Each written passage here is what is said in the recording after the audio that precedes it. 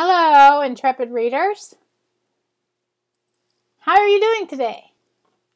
See, look, you'd think that I was trying to be on TV, right? I'm kind of going, okay, so how does my hair look? I don't know. It's raining. It's been rainy this weekend, so I'm really stuffed up. I don't know how you guys are feeling, but I'm feeling stuffy and like things are humid, and I can't complain, but sometimes I still do, which is the topic. It happens to be the topic for the blog from this last week, which was called The Mystery of the Joe Walsh Effect. Now, if you don't know who Joe Walsh is, you might be a little bit young, and that's okay. I am here to enlighten you. Joe Walsh is a member of one of the greatest rock/country bands of all time, the Eagles. And his song, Life's Been Good to Me So Far, is one of his best. It was, I think, for my sister's graduating year, or maybe for mine, or maybe for the year before. But for lots of years, it was the theme song for graduation. Life's been good to me so far. But there's a line. First of all, you have to understand, he's platinum record, he's got lots of record sales. He's quite wealthy. And that's kind of what this song is about. He talks about his Maserati and does 185. And he's lost his license, so now he doesn't drive. So he goes around in a limo, rides in the back of a limo, and trashes hotel rooms and all of these things. Basically just lives it up all the time. So one of the lines in the song says, I can't complain, but sometimes I still do. And based on some of the things I've been seeing and reading in the past week, month, year, decade, that's kind of how I feel. Like I have everything I could ever want. Okay, I have a fantastic husband, beautiful children, a great job, a great life. And I can't complain, but sometimes I still do. And so that's what I'm examining this week. Like, why can't I be grateful 24/7? Why can't I spend all my time just focusing on all the great things that I have and using that to overcome any small discomforts that I really have going on right now, which are small and insignificant by almost anybody's feelings, small and insignificant. So why can't I be more grateful? Why am I still complaining? And there is a story that I found, two stories really, but a story that I found in the New York Times that's included on the website or on the blog about this guy named B.J. Wheeler. Now, B.J. Wheeler is probably my age. I think he's in his late 40s. And he, when he was a young man, was out with his friends, partying it up, roughing it up, having a great old time. And they were drinking a little the way people do when they're partying it up. And he and some of his friends went and were exploring on a train line, I guess is my understanding.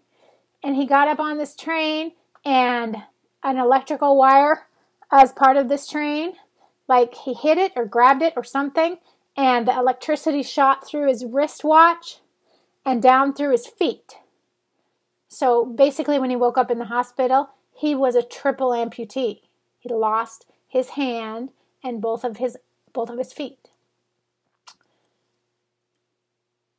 But did that stop him? Did he complain? Probably. But did it stop him? No, it didn't. He moved on. He basically created a world where he could do everything that he did before. Like he made a special motorcycle that could be run and steered and done with his one good hand. He started work at this hospice center called Zen Hospice in San Francisco, and it's basically an end-of-life. Hospice is basically an end-of-life care facility, which my father was in hospice near the end of his life. It's a fantastic idea and a fantastic facility about helping people when they're going to, when it's been established that the end is near. The hospice is to help them deal with it as best as they can. So anyway, BJ has done all these amazing things since he became a triple amputee, including running this hospice and speaking in TED Talks and doing all of this amazing stuff. The story I read gave a backstory about BJ, but it was also about another guy named Randy Sloan who created that motorcycle, that funked up motorcycle that BJ Wheeler could ride with just the one hand. And to hear BJ, or the writer of the article, I guess, talk about Randy and how remarkable he was, it's a great story. Read it. If you want to click on my blog and read the story, it's long, but I think it's worth the time. It can make you look at your own existence maybe a little bit differently.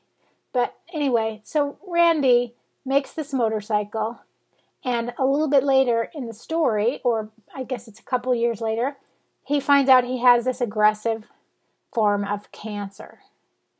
I can't remember. I can't remember this cancer. It starts with M, but it's an aggressive, like super aggressive, like he's going to be dead in 6 weeks kind of cancer.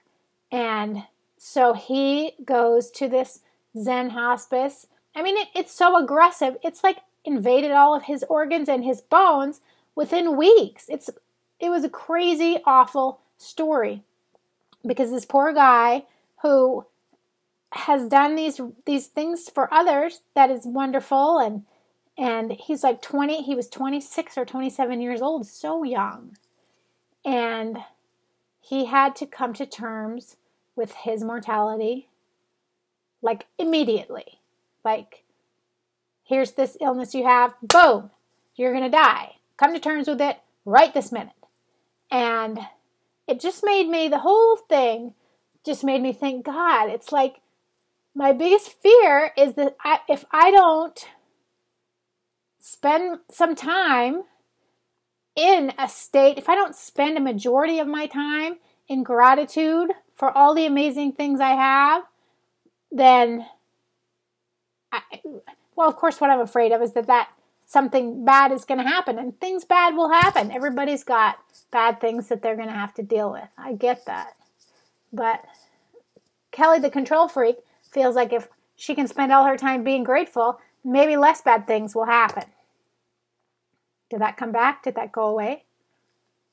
Anyway, that's where I stand. So the mystery of the Joe Walsh effect is being aware that you have a lot of valuable things happening for you that you should be grateful for. Most people, I say most people, that are watching on the internet, that have the computer, that have the ability to basically truck through life with a lot of blessings, should spend our time being aware of those and pass them forward, pay them forward whenever we can. And we don't. And I don't. Near enough, I don't think. But why is it better for me to do that? What do you think about that? What's that changing in the world at large? I would like to know this past week in this story. And then the world changes so fast, right? So how is what I am looking at going to help when things like shootings in the baggage claim of an airport could happen at any second? At any second, a big life change like that. And how do you come to terms with it? What's your Joe Walsh effect? What's your feeling about what you have, what you want, and how we should act? I would love to hear your views. So I'm going to sign off for today and just say my parting line, which is, until next time, stay mystified. Bye-bye.